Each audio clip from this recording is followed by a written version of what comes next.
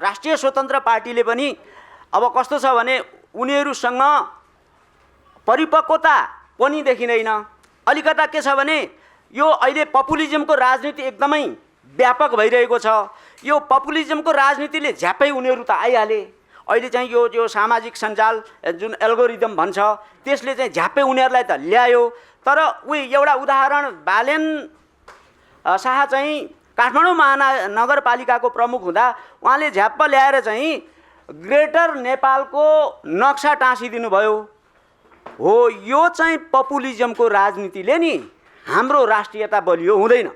हामी सुझबुझपूर्ण राष्ट्रियतामा जानुपर्छ। मैले जियो पोलिटिक्सको कुरा भर्खर ल्याएँ नि। जियो पोलिटिक्स हामी असाध्यै संवेदनशील अवस्थामा छौँ। यहाँ विभिन्न शक्ति राष्ट्रहरूको अनेकौँ इन्ट्रेस्टहरू छन्। त्यसलाई हामीले असाध्यै सावधानीपूर्ण ढङ्गले त्यसलाई व्यवस्थापन गर्नुपर्ने हुन्छ। त्यसो भएर यो झ्याप्पै आयो, उनीहरूले पनि चाहिँ यति ठुलो मात्रामा हामी आउँछौँ भन्ने उनीहरूको पनि अपेक्षा थिएन र उनीहरू आएका छन्। त्यसकारणले अब हामीले आशा गर्ने हो। तर के छ भने यहाँ त विभिन्न कुराहरू आएको छ। अमेरिकाले एमसिसी त पास गरायो, तर एसपिपी पास गराउनु छ उसलाई। अब यसमा यो अहिलेको बलियो भन्ने अब 2/3 बहुमतका साथ सरकार बन्छ। यसले त्यहाँ त्यो बेला कतिको अडान लिन सक्छ?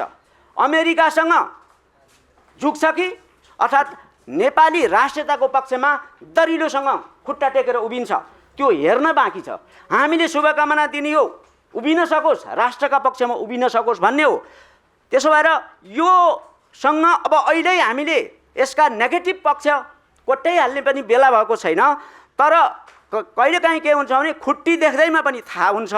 अब खुट्टी हेर्दाखेरि चाहिँ त्यति सजिलै यिनीहरूले यो देश हाँक्न सक्छन् जस्तो चाहिँ मलाई लाग्दैन। त्यसो भने बालेन शाहका प्रति अथवा राष्ट्रिय स्वतन्त्र पार्टीका प्रति तपाईँ यो देश हाँक्न सक्छन् भन्नेमा विश्वस्त हुनुहुन्न? विश्वस्त म छैन, तर मेरो मनसाय के छ भने उनीहरूले हाँक्न सकुन्। यस्तो कम्फोर्टेबल सिट, यति कम्फोर्टेबल सरकार, प्रतिपक्षविहीन सरकार छ र फेरि अर्को संसदीय व्यवस्थामा प्रतिपक्षविहीनता अर्को फेरि खतरनाक विषय हो। अब उनीहरूलाई औँलो ठड्याउने कसले?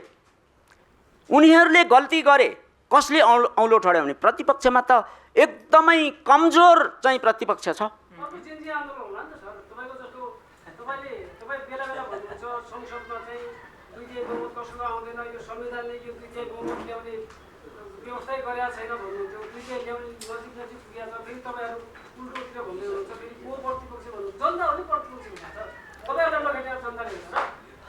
अब जतिखेर नि जेन्जी आन्दोलन मात्रै गरेर राष्ट्र निर्माण चाहिँ कहिले गर्ने? एउटा जेन्जी आन्दोलनले गरेको विध्वंस त यहाँ थिएन। यति त्यसलाई पुनर्निर्माण गर्न कति समय लाग्छ?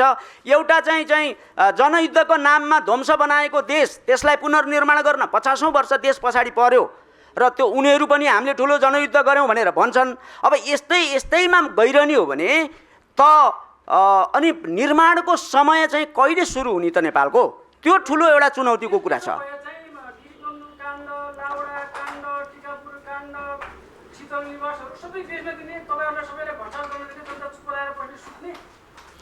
त्यही लाउडा काण्ड, त्यही विभिन्न काण्डहरूका कारणले त अहिले बढारिए नि। कर्मको फल त भोग्नुपर्छ नि, होइन? अब बढारिन्छन्, त्यो त छँदैछ। अल्टिमेट सोल्युसन त छँदैछ, अल्टिमेट सोल्युसन छँदैछ। तर त्यो सोल्युसनमा पुग्नुभन्दा पहिला हामीले यो सरकारबाट यसलाई के छ भने नि हामीले आलोचनात्मक हिसाबले यसलाई चाहिँ हामीले पुस गर्नुपर्छ। अहिलेदेखि फुर्क्याएर ओहो बालेन भनेर, ओहो तपाईँहरू नयाँ पार्टी भनेर फुर्क्याएर टाउकोमा चढाएर हुँदैन। प्रतिपक्ष छैन, यिनीहरूलाई टाउकोमा पुर्याउनु हुँदैन। यिनीहरूलाई अहिलेदेखि थ्रेट गर्नुपर्छ। किनभने राष्ट्र निर्माण त हामी सबैको चाहिँ साझा एजेन्डा हो नि, होइन? त्यो भएको हुनाले चाहिँ अब 5 वर्ष होइन, 5 वर्ष होइन, उनीहरूले राम्रो काम गर्यो भने युगौँ युग कुर्न सकिन्छ। हस्, धन्यवाद। अब हाम्रो समय सक्यो। हस् त, धन्यवाद। हस्, महत्त्वपूर्ण समयका लागि धेरै धेरै धन्यवाद भन्दै विश्लेषक मदनाथ खनाललाई यसै गरेर नेपाली काङ्ग्रेसका नेता शङ्कर तिवारी हामीसँग हुनुहुन्छ। अघि मैले प्रश्नहरू राखिसकेको छु, प्रश्न सकेसम्म त तपाईँले टिप्नु भएको छ भन्नेमा मैले विश्वास गरेको छु।